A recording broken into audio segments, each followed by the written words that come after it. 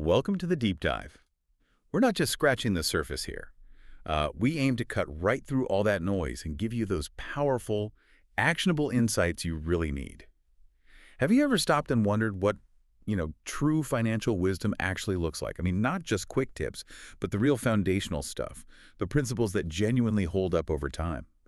Well, today we're doing a deep dive into something called the 17 Laws of Money. And look, this isn't just some random list. It's actually a pretty structured collection of impactful financial rules. Our mission, really specifically for you listening, is to pull out the absolute most crucial bits of knowledge from this, the real game changers. That's exactly right. Yeah, think of this whole deep dive as maybe your best shortcut to getting genuinely well-informed about the core strategies for building wealth. We're hoping to uncover some surprising truths, actually, and really arm you with insights you can use, helping you figure out what's really most important for mastering your money, instead of, letting it master you. Okay, then, let's get into it. Let's unpack this. When we talk about getting our finances sorted, I mean, where do you even begin? For a lot of people, it just feels like this huge, overwhelming mountain, right? Right. But these laws, they seem to suggest a surprisingly clear starting point. They really do.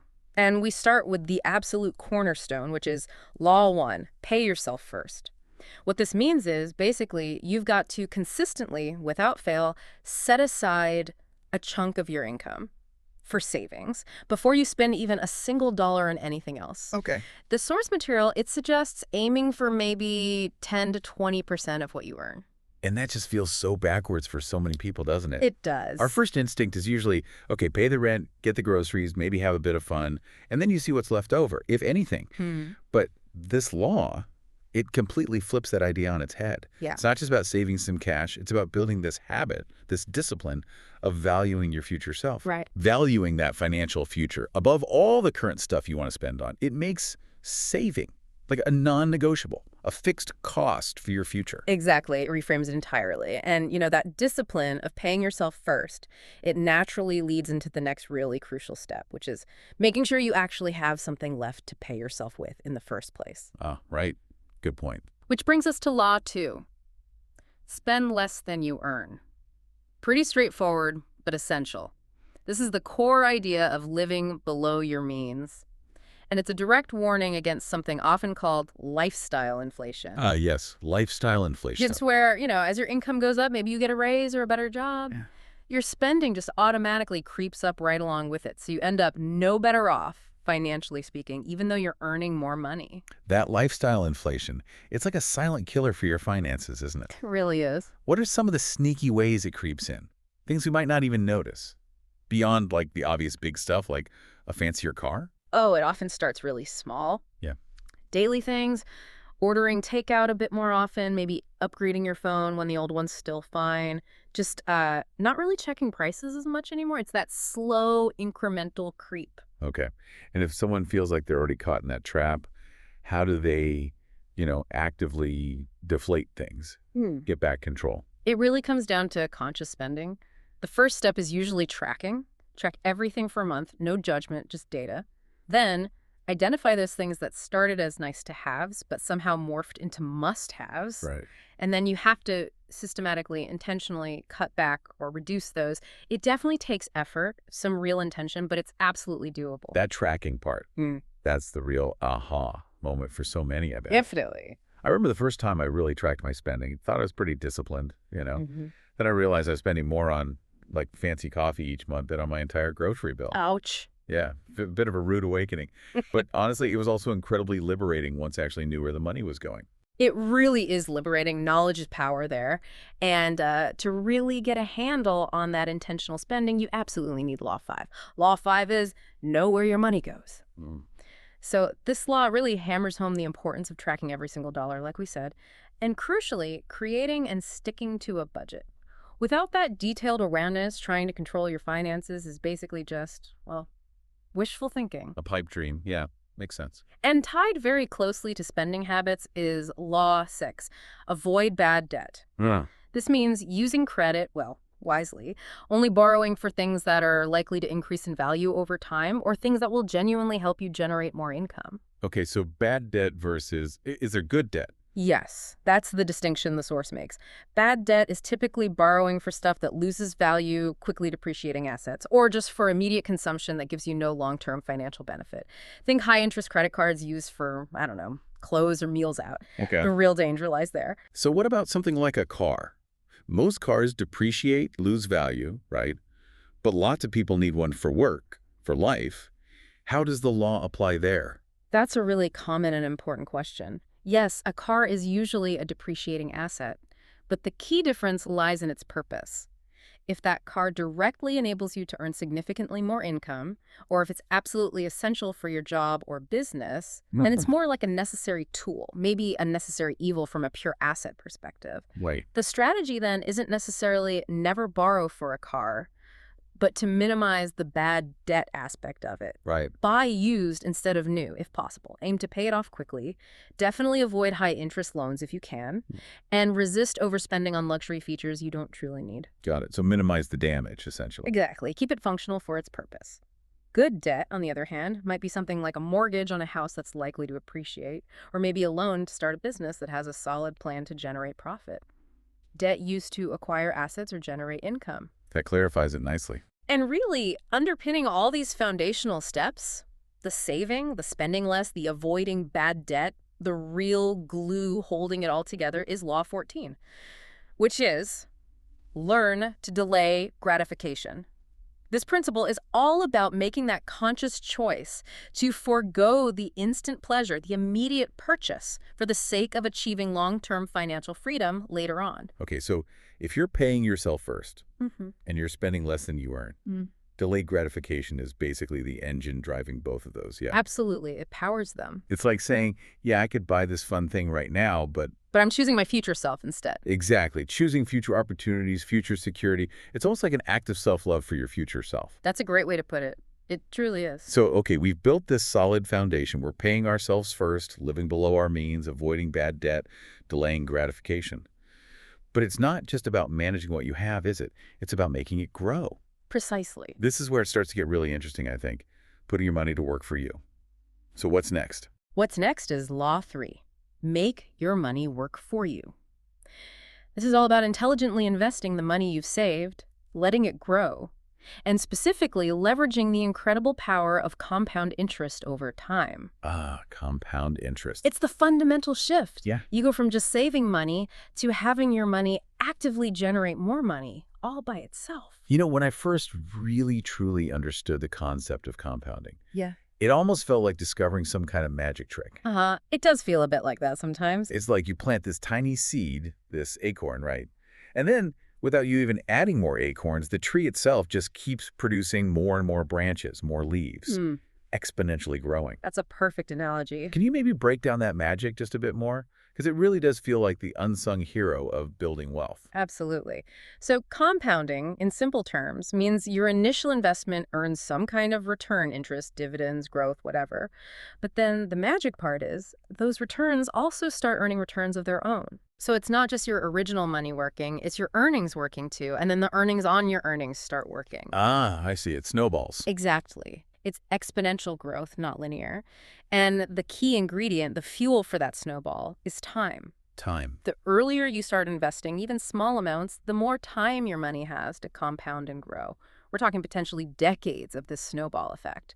That's how relatively small, consistent contributions can grow into really substantial wealth over a long period. Wow. All because your earnings are earning, and those earnings are earning, and so on. Which leads perfectly into the next law, I imagine. It does. That magic is profoundly magnified by Law 8. Time is more valuable than money. This law basically tells us that your single greatest financial asset isn't necessarily how much you earn or even how much you invest right now. It's the years you have ahead of you to let that compound interest work its wonders. So starting early is paramount. Absolutely critical. Delaying starting your saving and investing journey, even by just a few years, can literally cost you hundreds of thousands, maybe even millions, over a lifetime. It makes procrastination probably the single most expensive financial mistake anyone can make. Wow. That really hits home. It underscores the urgency, doesn't it? It really should. It's not just about how much money you start with, although that helps, obviously. It's fundamentally about when you start. That smaller amount you manage to put away in your 20s. It could easily outperform a much larger amount someone starts investing in their 40s. Easily, purely because of the sheer power of time and that compounding effect. Incredible. Okay, so we're growing the money, but we also need to keep it safe. Yes, you can't just focus on growth. You have to think about protection, too. That brings us to Law 4. Protect your money. This involves using essential tools, primarily things like insurance. Insurance, okay. Insurance to guard against those big, unforeseen risks that could wipe you out financially.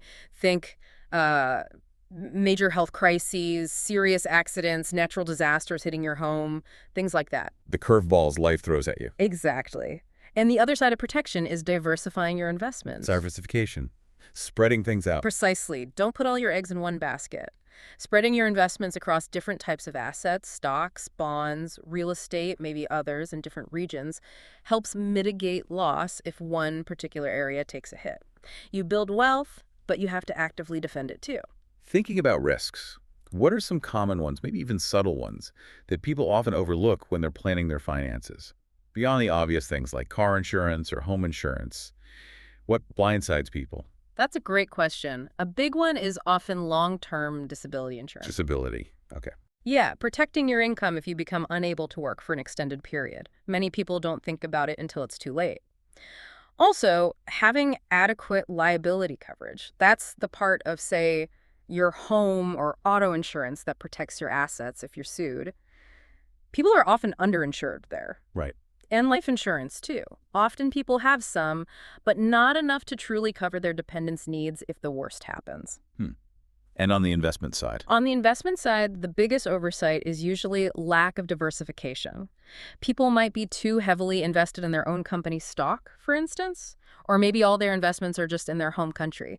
That kind of concentration exposes you to significant unnecessary risk. Got it. Spread it out, protect against the unexpected. Makes sense. And another crucial strategy, both for protection and for growth, is covered by Law 12.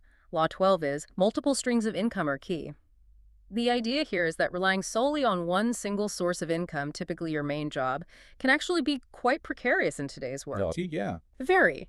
Jobs aren't always secure. Industries change. Diversifying your income sources.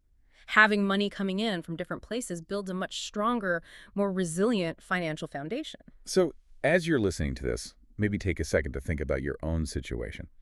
How many income streams do you actually have right now? It really prompts you to think a bit more creatively, doesn't it? Beyond just the 9 to 5. Thinking about side hustles, maybe passive income from investments, perhaps even a small online business. Exactly. It opens up possibilities. Okay, what else? And then moving into a slightly more advanced concept, but one that can really accelerate wealth creation, we have Law 17. Law 17 is use other people's time and money. OPT and OPM. OPT and OPM. This is about learning how to responsibly leverage the time and the capital, the money, of other people to help you build wealth faster or on a larger scale. How does that work in practice? Well, think about it in a business context, maybe. Hiring employees is using other people's time, OPT, to expand your company's productive capacity beyond what you could do alone. And using investor capital or taking out a strategic business loan is using other people's money, OPM, to fund growth, maybe buy equipment or launch a new product, things you might not be able to afford just from your own savings. That definitely sounds like a powerful idea, but maybe also a bit tricky.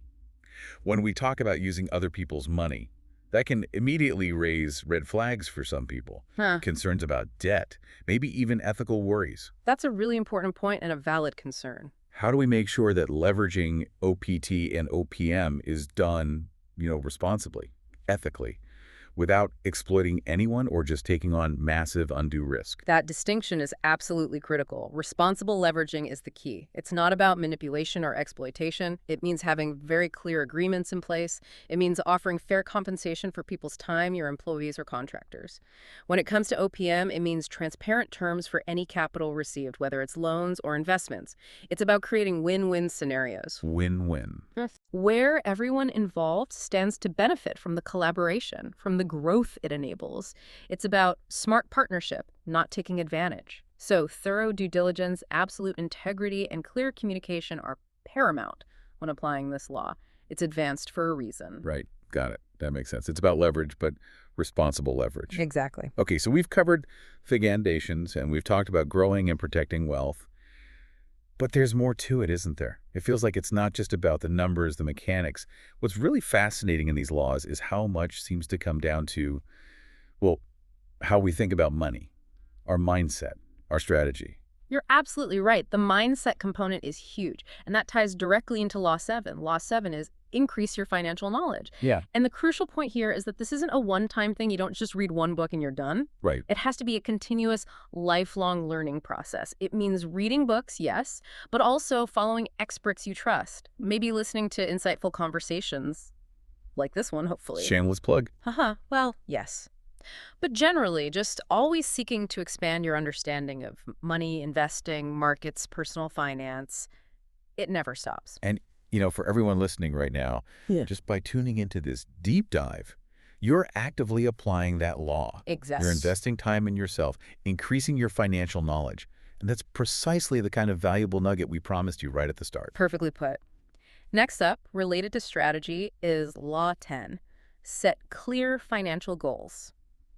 This sounds simple, maybe even obvious, but it's incredibly powerful. It's about consciously defining what you want your financial future to look like. What do you actually want your money to do for you? Buy a house, retire early, fund your kids' education, travel the world. Specific. Be specific. And then once you have that clarity, you build a concrete step-by-step plan to actually reach those goals. Why is the goal-setting part so critical? Why does it need to come before almost anything else? I mean, you can save money without a goal, right? But it feels different. It feels very different because goals infuse your money with purpose and direction.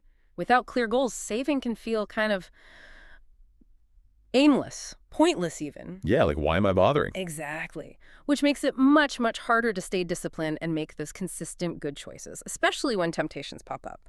Goals provide the why. They give you that unwavering motivation, and they provide the essential roadmap, ensuring every financial decision you make is actually moving you closer to where you want to end up. The roadmap, I like that. Keeps you on track. Precisely. And another critical piece for tracking your progress on that map is found in Law 15. Law 15 says, track net worth, not just income. This is a really important distinction. Your income, how much money you make, can actually be incredibly misleading if you look at it in isolation. Misleading how? Well, true wealth building isn't just about earning more. It's about increasing your assets, the valuable things you own, and at the same time, reducing your liabilities, the money you owe, your debts. Okay. Assets minus liabilities. That's your net worth, and that number is the real true measure of your financial health and progress over time, not just your paycheck. So you could have someone, say, earning a massive salary, right? High income, looks successful. But if they're spending every penny, maybe taking on huge car payments, credit card debt, their net worth could actually be quite low, maybe even negative. Absolutely. It happens all the time. High income, low net worth. Whereas someone else, maybe with a more moderate income, but who is diligently saving, investing, paying down their mortgage. They could have a much, much higher net worth over time. It completely shifts the focus, doesn't it? From how much you make to how much you actually keep and grow. Exactly. It's a crucial shift in perspective. And that perspective ties into the next law, Law 13, wealth is a mindset. This law suggests that your fundamental beliefs and attitudes about money heavily influence your financial reality. An abundant mindset believing there are opportunities, that success is possible for you, tends to attract those opportunities. It encourages you to see possibilities where others might only see roadblocks. Okay, abundance mindset. Conversely, a scarcity mindset focusing on lack, fearing risk, believing resources are limited, can severely limit your success. It often leads to fear, inaction, and missed opportunities. So wealth is a mindset. But how does just shifting your mindset actually change your financial reality? Is it just, think positive and get rich? Or is there something more tangible going on? Oh, it's far more tangible than just positive thinking, although that's part of it. An abundant mindset tends to cultivate a proactive approach. If you believe opportunities exist, you're more likely to actually look for them. Okay. Action. Action. You're more likely to seek out new income streams, maybe take calculated risks on investments or starting a business, invest in your own skills. You're also more likely to persevere through setbacks, seeing them as temporary challenges rather than proof that you're destined to fail. Right, versus a scarcity mindset where you might just give up. Exactly. It helps prevent that self-sabotage that comes from believing deep down that there isn't enough to go around, or maybe that you don't deserve wealth. So it fundamentally shifts your actions and your reactions, which in turn directly shifts your financial outcomes over time. That makes a lot more sense. It drives behavior. It really does. And finally, in this sort of mindset and strategy segment, we have Law 16. Law 16 is money magnifies who you are. This is a really powerful insight.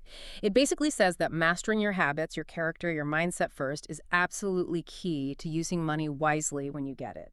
Because money itself doesn't fundamentally change your core personality or traits. It just turns up the volume. It just turns up the volume. It amplifies what's already there. If you're generous, more money might make you more generous. If you're disciplined, more money gives you more to be disciplined with. But if you have issues with, say, impulsivity or greed, more money will likely just magnify those problems. That's a powerful thought, and maybe a bit sobering for some of us. It can be. If money just magnifies who you already are, what's maybe one practical thing someone could do, like today, to start working on ensuring that money, when they do acquire more of it, magnifies their best traits, rather than amplifying their existing bad habits or tendencies, even before they get wealthy? That's an excellent practical question, I'd say. Reflect on your core values right now. What kind of person do you aspire to be, regardless of money? Honest, generous, disciplined, kind. Okay. Identify the value. Identify the values. Then start consciously practicing those traits with the money and resources you have today, however small. If you value generosity, start giving a small, consistent amount to a cause you care about, even if it's just a few dollars. If you value discipline, create and stick to a simple budget for just one category of spending this week. Start small, build the muscle. Exactly. Build those positive habits. Strengthen those positive character muscles before significant wealth arrives. That way, when the money does come and inevitably amplifies things, it's amplifying the good stuff you've already been cultivating. I really like that. Conscious practice. It's key. Okay, so we've talked foundations, growth, protection, mindset. What about the bigger picture? If we connect all this outwards, how does wealth extend beyond just personal benefit? It feels like it shouldn't just be about accumulating for its own sake, right? There's a contribution aspect. Absolutely not just accumulation. And that leads us perfectly into Law 11. Law 11 states, money flows to those who provide value. This explains that money, at its very core, is often a byproduct or a reward for solving real problems for other people. Solving problems. Yes. The more significant the problem you solve, or the more people you effectively help, or the more genuine value you provide to the world through your work, your business, your creations, the more money you tend to attract as a result. Money flows towards solutions and value. So as you're listening, maybe reflect on that. What problems could you potentially solve? What unique value could you bring to others, to the marketplace, to the world, that could, in turn, also attract financial abundance? It's a fundamental shift from how do I get money to how do I provide value? It's a huge and powerful shift. And then really completing this kind of holistic, outward-looking view is Law 9. Law 9 is give to receive.